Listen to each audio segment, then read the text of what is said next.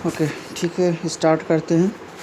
तो पिछली क्लास में हम लोग देखे थे विज्ञान की परिभाषा। क्या देखे थे? विज्ञान की परिभाषा देखे थे। विज्ञान का वर्गीकरण देखा गया था। हाँ, और ये भी देखा गया फाइनल, उसमें क्या देखा गया कि जो है ये जीव विज्ञान और वनस्पति विज्ञान और ये भौतिक विज्ञान और रसायन विज्ञान, ठीक है। इस तरीके से विज्ञान को 4 भागों में बांट दिया गया, ठीक है। जीव विज्ञान, वनस्पति विज्ञान, भौतिक विज्ञान और रसायन विज्ञान, ठीक है।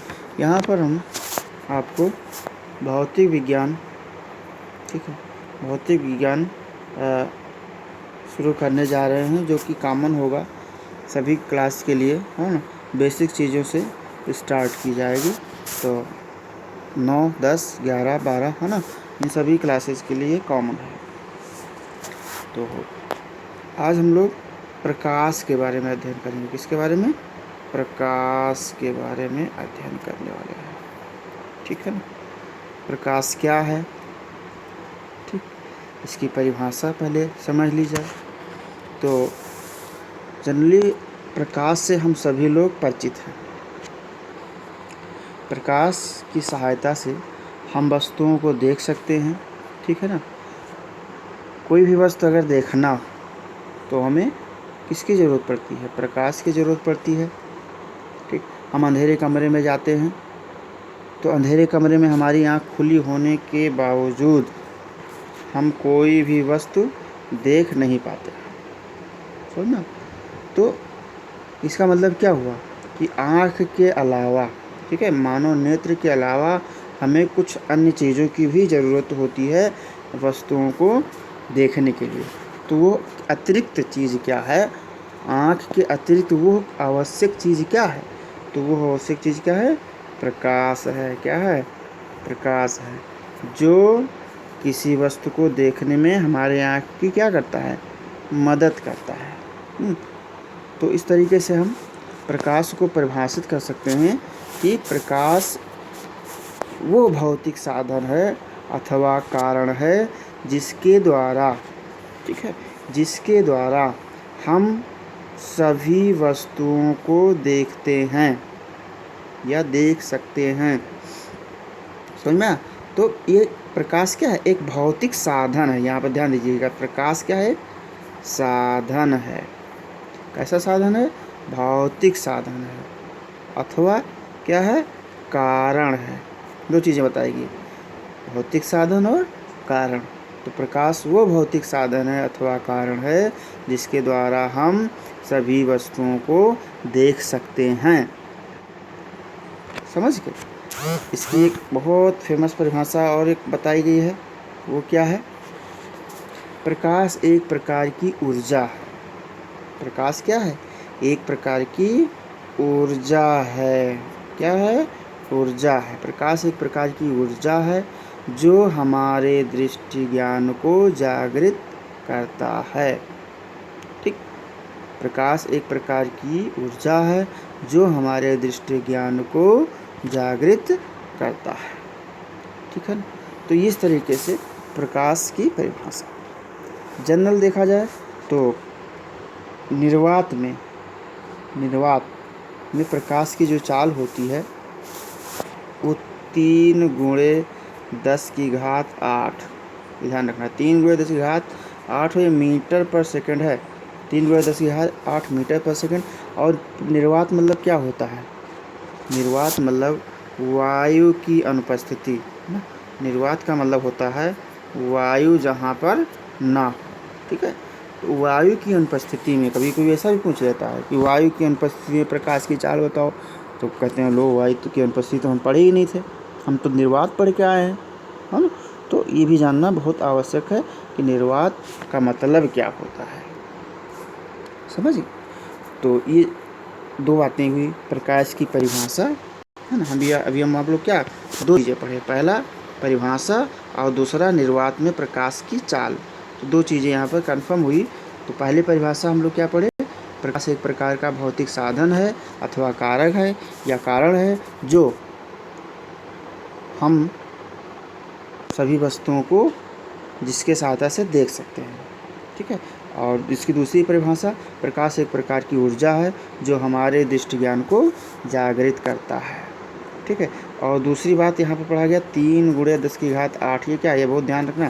3 × 10⁸ मीटर पर सेकंड ये निर्वात में प्रकाश की चाल है। ठीक। तो 2 चीज़ें यहाँ पे आपको समझ में आ गई होगी। अब जो है अगला टॉपिक है इसमें, वो है क्या है, दीप्त और अदीप्त वस्तुएं। ठीक है। तो इसको प्रदीप्त भी बोलते हैं। ठीक है। प्रदीप्त और अदीप्त वस्तुएं। ठीक है। तो प्रदीप्त वस्तुएं क्या हैं, वह वस्तुएं जो स्वतः प्रकाश उत्सर्जित करती हैं, जिनमें स्वयं का प्रकाश होता है। कुछ ऐसी वस्तुएं आपने देखा होगा जिनमें स्वयं का प्रकाश होता है, उनको देखने के लिए किन्हीं अन्य चीज़ों की ज़रूरत नहीं होती है। ठीक है। तो वह वस्तुएं जो स्वतः प्रकाश का उत्सर्जन करती हैं उन्हें प्रदीप्त वस्तुएं कहते हैं। और ऐसी वस्तुएं जो स्वतः प्रकाश उत्सर्जित नहीं करती हैं, वो प्रकाशित होने के लिए अन्य चीज़ों पर, बल्कि वो अन्य चीज़ों पर निर्भर होती हैं, उन्हें क्या कहते हैं, अदीप्त वस्तुएं या, ठीक है, या अप्रदीप्त वस्तुएं। इनका दूसरा नाम भी है अप्रदीप्त वस्तुएं। तो 2 प्रकार की वस्तुएं, 2 प्रकार की हुई है ना, प्रदीप्त वस्तुएं, प्रदीप्त, और दूसरा इसी में आ जोड़ दीजिए। ठीक है, अप्रदीप्त। ठीक। इस अप्रदीप्त को क्या कहते हैं, अदीप्त भी बोलते हैं, दीप्त और अदीप्त। ठीक। तो वस्तुएं 2 प्रकार की हुई, कौन कौन, दीप्त और अदीप्त। यानी अदीप्त वस्तुएं क्या हैं, वह वस्तुएं जो प्रकाशित होने के लिए, है ना, दूसरे वस्तु की सहायता लेती हैं, उन्हें क्या कहते हैं, अदीप्त वस्तुएं कहते हैं। और प्रदीप्त वस्तु में क्या है, जो खुद का प्रकाश जिसमें होता है, स्वयं का प्रकाश होता है, उसे प्रदीप्त वस्तुएं कहते हैं। अब दोनों में, ये दोनों की परिभाषा तो हो गई। उदाहरण, अब जैसे आप प्रदीप्त वस्तु में क्या ले सकते हैं, सूर्य ले सकते हैं। प्रदीप्त वस्तु में क्या होगा, सूर्य होगा। और क्या हो सकता है, लालटेन हो सकता है ना, लालटेन। आप मोमबत्ती भी ले सकते हो। ठीक है, मोमबत्ती, विद्युत बल्ब, ये सब क्या है, प्रदीप्त वस्तुएं हैं। और अदीप्त वस्तुओं में कुर्सी, मेज, है ना, चंद्रमा। चंद्रमा आपका क्या है, चंद्रमा क्या है, अदीप्त वस्तु है। चंद्रमा सूर्य के प्रकाश से प्रकाशित होती है। ठीक है। तो ये क्या है, अदीप्त वस्तु है। ठीक। आगे चलते हैं। तो अगला टॉपिक आपको मिलेगा प्रकाशिक माध्यम। क्या मिलेगा, प्रकाशिक माध्यम। प्रकाशिक माध्यम, ये अगला। ठीक है, प्रकाशिक माध्यम, प्रकाशिक माध्यम या प्रकाशीय माध्यम। कहीं कहीं बुकों में आपको कहीं प्रकाशीय माध्यम भी लिखा मिलेगा। तो प्रकाशिक माध्यम, ऑप्टिकल मीडियम इंग्लिश में इसको कहते हैं, और इसका दूसरा नाम है प्रकाशीय माध्यम। ठीक। तो वस्तुएं जिनमें से प्रकाश, ठीक है, वस्तुएं जिनमें से प्रकाश गमन कर सकता है उन्हें प्रकाशीय माध्यम कहते हैं। बात सुनना, यानी वस्तुएं, यानी वह वस्तुएं जिनमें से प्रकाश गमन कर सकता है उन्हें क्या कहते हैं, प्रकाशीय माध्यम कहते हैं। वस्तुओं में से होकर प्रकाश के चलने की क्षमता के आधार पर इन्हें 3 श्रेणियों में बांटा गया। कितने श्रेणी में, 3 श्रेणी में बांटा गया। ठीक है, प्रकाश के गमन करने की क्षमता के आधार पर, ठीक है, इनको 3 श्रेणियों में विभाजित किया गया है। तो ये तीनों श्रेणी कौन कौन है, पहला, ध्यान दीजिए, पहला है, उसको कहा गया है पारदर्शक। पारदर्शक क्या है, पारदर्शक क्या है, वस्तुएं जिनमें से होकर प्रकाश का अधिकांश भाग निकल जाता है। वस्तुएं जिनमें से होकर प्रकाश का अधिकांश भाग निकल जाता है उन्हें पारदर्शक कहते हैं। जैसे कि हवा है ना, हवा, कांच और पानी, ये क्या है? पारदर्शक है। ठीक है। दूसरा नंबर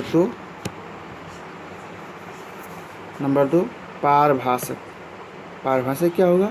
वस्तुएं जिनमें से होकर प्रकाश आंशिक रूप से, यानी थोड़ा थोड़ा आंशिक रूप से निकल सकता है, उसे क्या कहते हैं?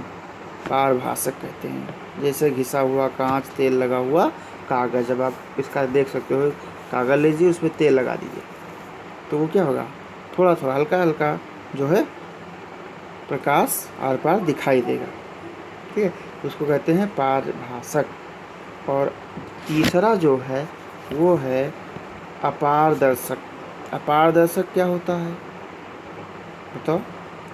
इसमें तो अधिकांश भाग, पहले वाले में पारदर्शक में अधिकांश भाग प्रकाश का निकल जाता है, दूसरे में आंशिक रूप से निकलता है, और तीसरा जो अपारदर्शक है, अपारदर्शक, तो उसमें क्या होगा? प्रकाश बिल्कुल नहीं निकलेगा। यानी वस्तुएं जिनमें से होकर प्रकाश बिल्कुल नहीं निकलता है, ठीक है, या बिल्कुल नहीं निकल सकता है, उन्हें अपारदर्शक कहते हैं। जैसे लोहा, ठीक, लोहा, ठीक है ना, और पत्थर, ठीक, लकड़ी, ठीक है ना, ये सब क्या है? अपारदर्शक। ठीक, तो इस प्रकार से प्रकाशिक माध्यम और इनको वस्तुओं में से होकर प्रकाश के चलने की जो क्षमता है, उसके आधार पर 3 श्रेणियों में वस्तुओं को विभाजित किया गया: पारदर्शक, पारभासक और अपारदर्शक। ठीक, तो 3 चीज़ें आपको समझ में आई होंगी। अगला है प्रकाश की किरण। प्रकाश की किरण, रे ऑफ लाइट, ये क्या होता है भाई? चलो इसको भी देख लिया जाए। तो प्रकाश की किरण किसी समांग माध्यम में एक बिंदु से दूसरे बिंदु तक प्रकाश जिस ऋजुरेखीय मार्ग से होकर जाता है, उसे क्या कहते हैं? प्रकाश की किरण कहते हैं। ऋजुरेखीय मतलब सरल रेखा, स्ट्रेट लाइन। ठीक है, तो एक ही दिशा में जाने वाले प्रकाश की किरणों के समूह को किरण पुंज कहते हैं। जब समूह में जाएंगे एक ही दिशा में, तो उनको क्या कहा जाएगा? किरण पुंज कहा जाएगा। ठीक है, और प्रकाश किरण पुंज जो होते हैं वो 3 प्रकार के होते हैं। प्रकाश किरण पुंज कितने प्रकार के होते हैं? 3 प्रकार के होते हैं। पहला, नंबर 1 समांतर। नंबर 1 समांतर किरण पुंज। ठीक है, समांतर किरण पुंज की क्या जो होगी? ये देखो, समांतर लाइन जैसे होती, इनको कहा जाता है समांतर किरण पुंज। क्या कहा गया? समांतर किरण पुंज। यानी ये कभी कहीं एक दूसरे को कट नहीं करेंगे, बिल्कुल समांतर। 2 समांतर रेखाओं के बीच की दूरी हमेशा क्या होती है? बराबर होती है। तो ये कभी भी मिलेंगे नहीं, यानी ये किरण पुंज कभी भी मिलेंगे नहीं एक दूसरे से। ठीक, तो उन्हें समांतर किरण पुंज कहा जाएगा। तो ये क्या है? समांतर किरण पुंज है। यानी यदि प्रकाश की किरणें परस्पर एक दूसरे के समांतर हों तो उसे समांतर किरण पुंज कहा जाता है। समझ गए?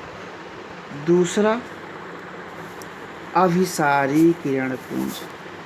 ठीक है, अभिसारी किरण पुंज, अभिसारी। ठीक है, अभिसारी किरण पुंज क्या है? यदि सभी प्रकाश की किरणें एक ही बिंदु पर मिल रही हों, यदि सभी प्रकाश की किरणें एक ही बिंदु पर, ये कोई बिंदु और सभी प्रकाश की किरणें आकर के ऐसे एक बिंदु पर मिलें। फैल करके मिल जाना, फैली हुई किरणें आ करके एक बिंदु पर मिल जाएं।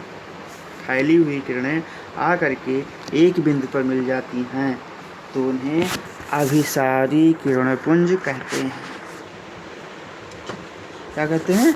अभिसारी। इंग्लिश में क्या कहते हैं? कन्वर्जेंट। इंग्लिश में क्या कहते हैं? कन्वर्जेंट। यानी ऐसे फैली हुई किरणें और आ करके एक बिंदु पर टकरा जाती हैं, एक बिंदु पर मिल जाती हैं तो उन्हें अभिसारी किरणपुंज कहते हैं। ठीक, यानी किरणों का सिकुड़ना, सीधे सीधे बात है। फैली हुई किरणों का सिकुड़ जाना, एक बिंदु बना लेना, ये अभिसारी कहलाता है। यदि प्रकाश की किरणें एक ही बिंदु पर मिल रही हों तो उसे अभिसारी किरणपुंज कहते हैं। अथवा प्रकाश की किरणों का सिकुड़ना, फैली हुई किरणों का एक ही बिंदु पर आ जाना, ठीक, तो उसे क्या कहते हैं? अभिसारी किरणपुंज कहते हैं। ठीक, उसके बाद अपसारी। अगला नंबर क्या हुआ? अपसारी। ध्यान दीजिएगा, अपसारी। ठीक, अपसारी किरणपुंज क्या है? अभिसारी का उल्टा। ठीक, यानी यदि प्रकाश की किरणें किसी एक बिंदु से आती हुई प्रतीत हो रही हों, यानी यहाँ पर एक बिंदु है और ये इस एक बिंदु से आती हुई प्रतीत हो रही है। ठीक है, यदि एक ही बिंदु से आती हुई, यानी कैसे? देखो, ये एक बिंदु है, अब इस एक बिंदु से किरणें क्या हो रही हैं? फैल रही हैं। तो यदि प्रकाश की किरणें किसी एक बिंदु से आती हुई प्रतीत हो रही हैं तो उसे क्या कहते हैं?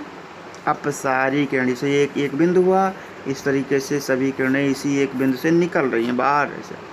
ठीक है, ऐसे निकल रही हैं, ये ऐसे निकल रही हैं। ठीक है, तो इसको कहा जाता है अपसारी किरणपुंज, यानी किरणों का फैलना। यहाँ पे आप समझ लीजिएगा, किरणों का फैलना। ठीक है, तो अभिसारी में क्या है? सिकुड़ना, और अपसारी में क्या है? फैलना। तो जब किरणें फैल रही होंगी तो उनको क्या कहा जाएगा? अपसारी कहा जाएगा। और जब किरणें सिकुड़ रही होंगी, एक बिंदु पर मिल रही होंगी तो उनको क्या कहा जाएगा? अभिसारी कहा जाएगा। दो आते होंगे, तीसरे में आप पढ़े ही थे, उसको बताएगा समांतर किरणपुंज, यानी जब किरणें कहीं भी ना मिले एक दूसरे को तो उन्हें समांतर किरणपुंज कहते हैं। ठीक है, तो इस तरीके से आप प्रकाश की किरण, रे ऑफ लाइट, है ना, के अंतर्गत किरणपुंज को समझ पाए, और किरणपुंज कितने प्रकार के होते हैं, है ना, वो समझ पाए। उसके बाद अगला जो हमारा प्रकरण है वो है प्रकाश के गुण। प्रकाश के गुण, ये आज हम अगला टॉपिक है प्रकाश के गुण। तो अभी हम आप क्या समझ पाए? प्रकाश की परिभाषा समझे, प्रकाश की किरण, है ना, और दीप्त अदीप्त वस्तुएं, उनके उदाहरण, है ना, इसको सीखे। उसके बाद में ये प्रकाशीय माध्यम, इसको सीखे। ठीक है, अब हम प्रकाश के गुण के बारे में कुछ जानकारी प्राप्त करेंगे। ठीक है, तो पहली जो बात प्रकाश के बारे में बताई गई है, पहली बात ध्यान दीजिएगा। ठीक है, प्रकाश के गुण में जो पहली बात है, बहुत इम्पोर्टेंट बात है कि प्रकाश एक सरल रेखा में गति करता है। ठीक, प्रकाश क्या होता है? एक सरल रेखा में गति करता है। Light waves of transverse in nature, है ना, प्रकाश एक सरल रेखा में, जो प्रकाश का जो वेव होता है वो एक सरल रेखा में होता है। तो पहला गुण है प्रकाश का, प्रकाश एक सरल रेखीय गति करता है। प्रकाश एक सरल रेखीय गति करता है। दूसरा क्या है? इससे भी पहले पढ़े थे, मैंने बताया था कि प्रकाश निर्वात, है ना, प्रकाश निर्वात में भी चल सकता है। नंबर 2, प्रकाश निर्वात में चल सकता है, यानी इसको किसी प्रकार के माध्यम की ज़रूरत नहीं है। और ये भी बताया गया था, उधर बताया भी था कि निर्वात में प्रकाश की चाल जो होती है वो 3 × 10⁸ क्या मीटर प्रति सेकेंड होती है। ठीक, तो ये आप समझ गए 2 बातें। पहली कि प्रकाश एक सरल रेखा में गति करती है। दूसरी बात आप समझे कि प्रकाश निर्वात में भी गमन कर सकता है और निर्वात में प्रकाश की जो चाल होती है 3 × 10⁸ मीटर पर सेकेंड होती है। ठीक, 2 बातें।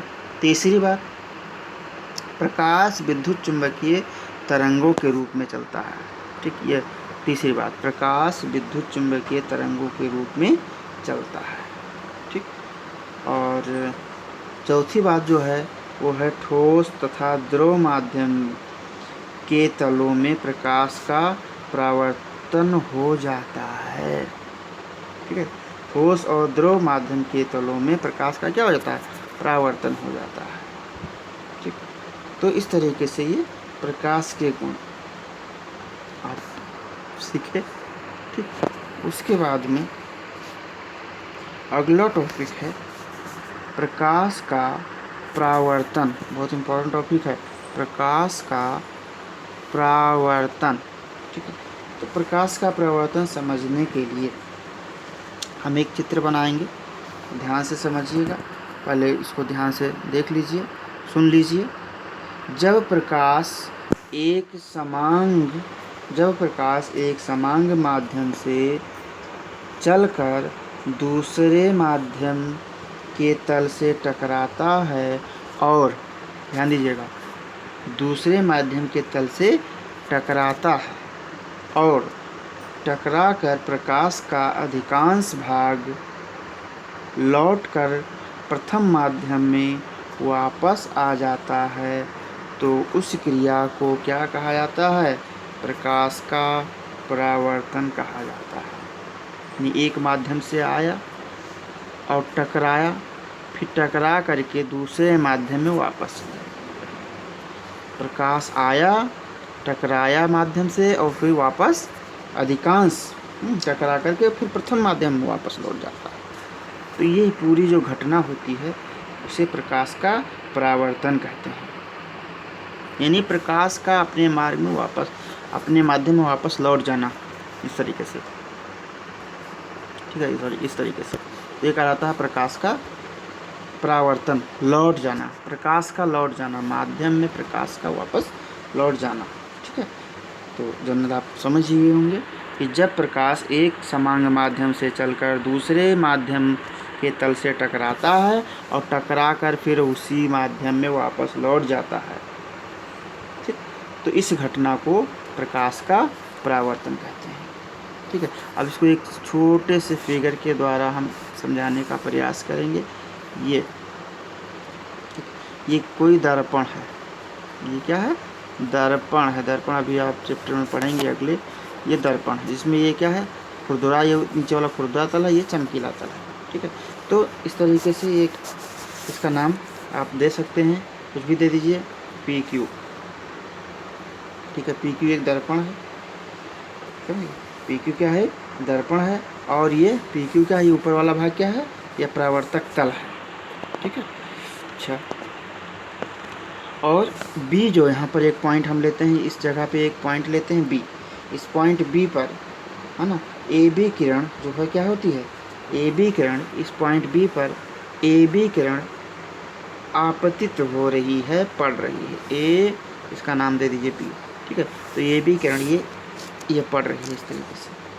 किरण AB बिंदु A पर क्या हो रही है, टकरा रही है। ठीक, अच्छा, टकराने के बाद ये वापस बिंदु C पर चली जाती है।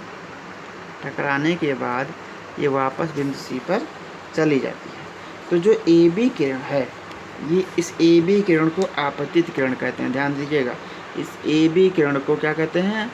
आपतित किरण कहते हैं। और इस BC को परावर्तित किरण कहते हैं। BC क्या कहलाती है? परावर्तित किरण कहलाती है। ठीक। और ये अभिलंब है। ये क्या है? इसका नाम है BN। तो BN क्या है? अभिलंब है।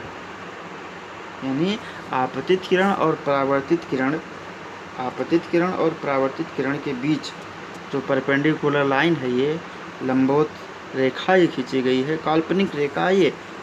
ठीक। तो इस काल्पनिक रेखा को अभिलंब बोलते हैं। ठीक। और आपतित किरण, इस आपतित किरण और अभिलंब के बीच जो कोण बनता है उसे आपतन कोण कहते हैं, जिसे I से डिनोट किया जाता है। ये आपतन कोण कहलाता है। यानी अभिलंब और आपतित किरण के बीच जो कोण बनता है उसे आपतन कोण कहते हैं। और अभिलंब और परावर्तन या परावर्तित किरण के बीच जो कोण बनता है उसे परावर्तन कोण कहते हैं। उसे स्मॉल r से डिनोट किया जाता है। ठीक। तो ये रहा छोटा छोटा चीज़, ये आपको बताया गया प्रकाश का परावर्तन। अब अगला है प्रकाश के परावर्तन के नियम। ठीक है। अगला है प्रकाश के परावर्तन के नियम। तो प्रकाश के परावर्तन के नियम क्या हैं? ठीक है, 2 नियम हैं, पहला और दूसरा। ठीक। पहला नियम क्या है? अभी आप पढ़े कि आपतन किरण, परावर्तित किरण और अभिलंब, ये 3 चीज़ें पढ़े। तो देखिए आप कि ये तीनों एक तल पर है। तीनों क्या है? एक तल पर हैं। तो पहला नियम ये है कि आपतित किरण, यानी ये आपतित किरण है, ये आपतित किरण, परावर्तित किरण और अभिलंब, ये तीनों एक ही तल में क्या होते हैं? स्थित होते हैं।